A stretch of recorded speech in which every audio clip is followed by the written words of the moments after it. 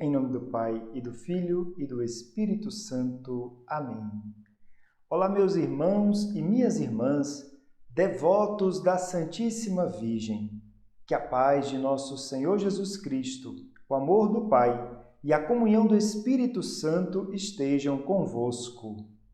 Sejam bem-vindos à segunda aula desse curso sobre o Tratado da Verdadeira Devoção de São Luís Maria Grignon de Montfort, com o objetivo de preparação para a consagração à Santíssima Virgem. Na primeira aula, nós tivemos a oportunidade de perceber a relevância do tratado através do testemunho de São João Paulo II. Podemos ainda ver pontos relevantes da introdução e do primeiro capítulo do livro. Espero que você tenha conseguido fazer sua leitura ao longo dessa semana. O capítulo 2 do tratado tem por tema verdades fundamentais da devoção à Santíssima Virgem e está dividido em 5 artigos. Na prática, São Luís vai nos dizer em que consiste esta devoção à Nossa Senhora, dando-nos elementos importantes que demonstram sua solidez. Artigo 1º. Jesus Cristo é o fim último da devoção à Virgem Maria. Nós somos cristãos, e isso significa dizer que Jesus Cristo é o centro e fundamento de nossa fé. São Luís deixa essa verdade bem clara ao afirmar que Jesus Cristo, nosso Salvador, verdadeiro Deus e verdadeiro homem, deve ser o fim último de todas as devoções. De outro modo, seriam falsas e enganadoras. Pois ele é o alfa e o ômega, o princípio e o fim de todas as coisas. Ou seja, as devoções que temos aos santos e aos anjos não podem ofuscar a centralidade de nossa fé em nosso Salvador e Senhor, Cristo Jesus, pois Ele é o nosso único Mestre que nos deve ensinar, o nosso único Senhor de quem devemos depender, o único chefe a quem nos devemos unir, o único modelo ao qual nos devemos assemelhar, o único médico que nos há de curar, o único pastor que nos deve alimentar, o caminho único que nos deve conduzir, a única verdade em que devemos crer, a única vida que nos deve animar. São Luís faz a evocação de algumas passagens bíblicas para deixar bem clara essa centralidade da qual estamos falando. Em especial, ele cita o texto da casa construída sobre a rocha, lembrando que a rocha é Cristo e que se nossa casa não estiver fundamentada nele, estará em areia movediça e mais cedo ou mais tarde acabará infalivelmente por cair. Dessa forma, diz o santo, se estabelecermos a sólida devoção da Santíssima Virgem, não será senão para perfeitamente estabelecer a de Jesus Cristo e para dar às almas um meio fácil e seguro de encontrar Jesus Cristo. Se a devoção à Santíssima Virgem nos afastasse de Jesus Cristo, deveríamos repeli-la como uma ilusão do demônio. Mas muito pelo contrário, como já o fiz ver e voltarei a mostrar mais adiante, esta devoção é-nos indispensável para encontrar perfeitamente Jesus Cristo, para o amar ternamente e servir com fidelidade. Artigo 2º. Pertencemos a Jesus e a Maria na qualidade de escravos. Antes de iniciar a reflexão sobre essa parte do livro, quero lembrar que São João Paulo II disse que algumas partes do tratado precisam de uma adequação de sua linguagem e, particularmente, penso que essa seja uma delas. Mais importante do que a palavra em si é a intenção, na qual São Luís tinha ao utilizar essa expressão escravo de Maria. Não podemos fazer a leitura em pleno século XXI, com a reflexão que temos hoje sobre a escravidão, desconsiderando que o texto em estudo é de 1843.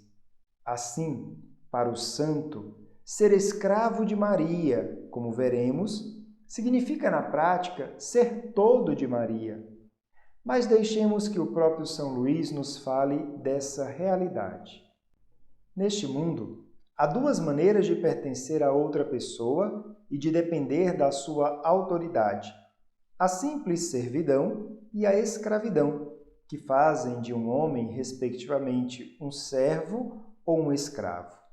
Pela servidão, um homem compromete-se a servir outro durante um certo tempo, mediante determinada paga ou certa recompensa.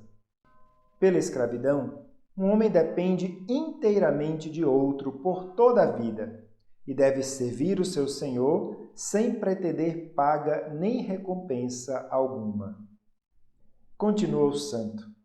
Há 3 espécies de escravidão: uma natural, outra forçada e outra voluntária.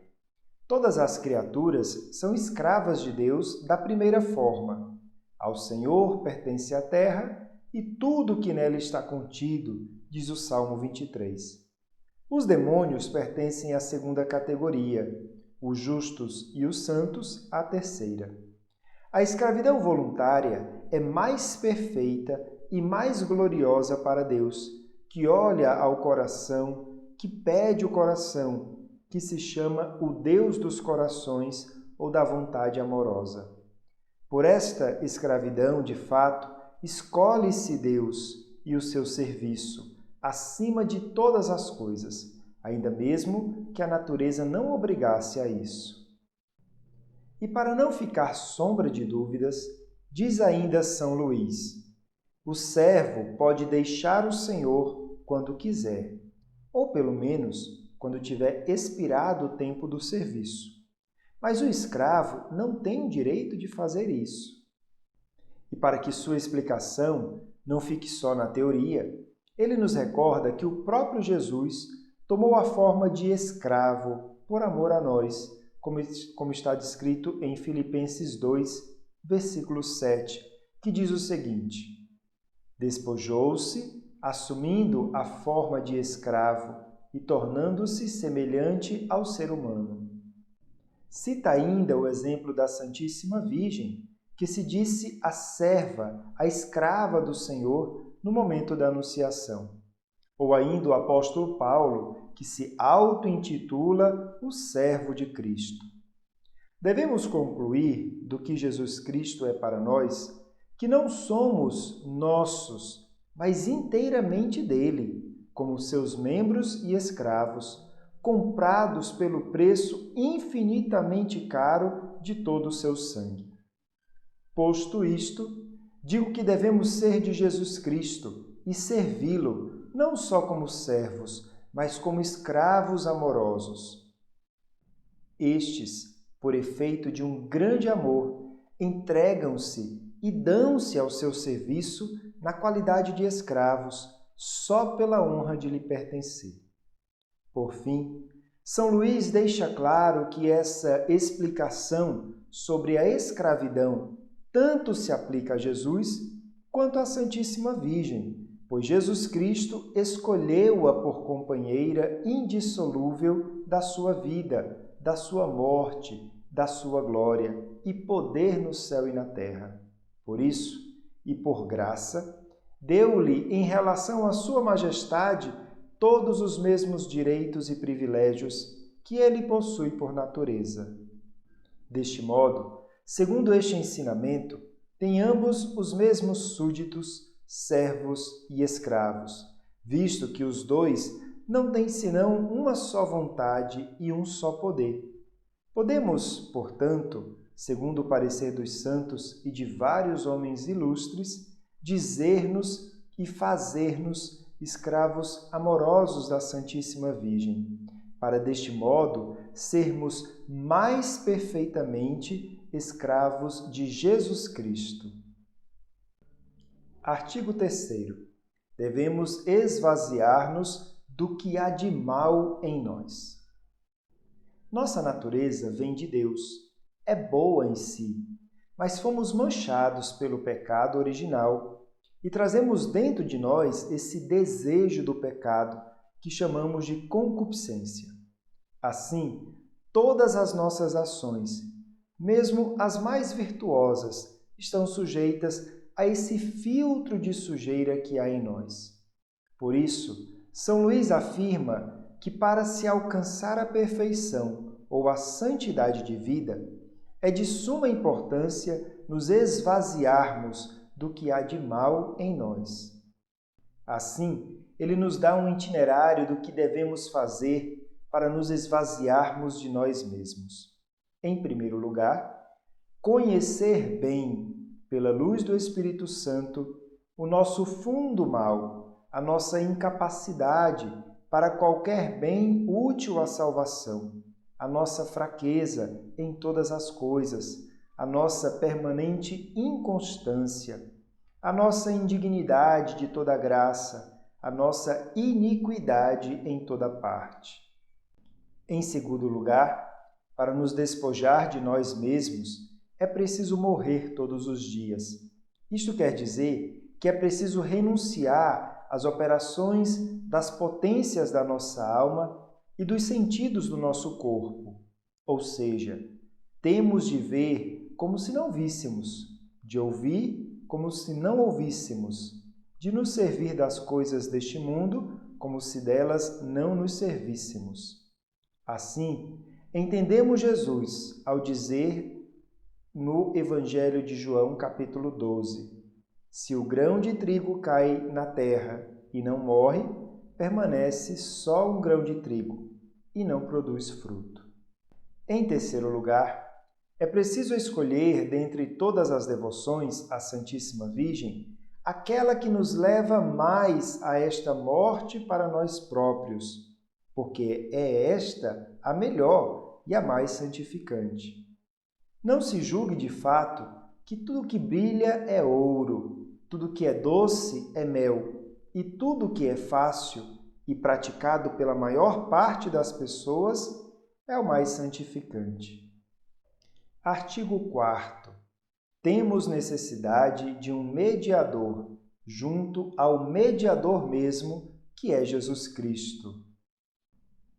Teoricamente, não precisaríamos de nenhuma mediação para alcançar a Deus, pois dele viemos e para ele retornaremos, e somos dele morada. No entanto, meus irmãos, como vimos há pouco, trazemos a mancha do pecado original que nos atrapalha nessa relação diária com Deus.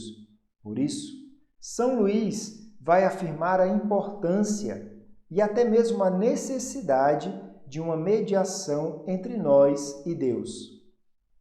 Visto que a natureza está tão corrompida, como acabo de mostrar, é certo que todas as nossas boas obras serão manchadas ou terão pouco peso diante de Deus para o levar a unir-se a nós, a ouvir-nos, se nos apoiarmos nos nossos próprios trabalhos, esforços e preparações para chegarmos até Deus e lhe agradarmos. Não foi sem motivo que Deus nos deu mediadores junto da sua divina majestade. Ele viu-nos indignos e incapazes, teve piedade de nós e, para nos dar acesso às suas misericórdias, proporcionou-nos intercessores poderosos junto da sua grandeza. Deste modo, negligenciar esses intermediários, aproximar-nos diretamente da própria santidade, sem intercessão alguma, é falta de humildade e de respeito para com um Deus tão santo. Digamos, pois, abertamente com São Bernardo, que temos necessidade do mediador junto do mesmo medianeiro e que Maria Santíssima é a pessoa mais capaz de desempenhar esta função caridosa. Foi por ela que nos veio Jesus Cristo. É por ela que devemos ir a Ele. Ela não é o sol, que pela vivacidade dos seus raios poderia cegar-nos por causa da nossa fraqueza. Ela é bela e doce como a lua, que recebe a luz do sol e a abranda, a fim de adaptá-la à nossa pequenez. Artigo 5º. É-nos muito difícil conservar a graça e os tesouros recebidos de Deus. São Paulo vai dizer aos Coríntios que temos um tesouro escondido em vasos de barro. Assim, São Luís afirma que é muito difícil, atendendo à nossa fraqueza e fragilidade, conservar em nós as graças e os tesouros recebidos de Deus. E mais, o demônio nos ronda noite e dia, querendo nos desviar da graça de Deus. Assim, conscientes da dificuldade que é perseverar nos caminhos do Senhor, necessitamos do auxílio de Nossa Senhora. Ela guardará esse nosso tesouro como seu, para nos auxiliar a conservar a graça de Deus em nossas vidas. Dessa maneira, concluímos o 2º capítulo do Tratado da Verdadeira Devoção à Santíssima Virgem. Mais uma vez, sugiro que você leia esse capítulo 2 com calma, que medite com tantas belíssimas afirmações, lembrando-se que neste capítulo São Luís Maria quis ressaltar verdades fundamentais da devoção a Nossa Senhora. Compartilhe esse vídeo com seus amigos, curta e deixe seu comentário no canal do YouTube. E para aqueles que estão nos grupos fechados de Telegram e WhatsApp, temos conteúdos adicionais para os ajudar nesse tempo de preparação.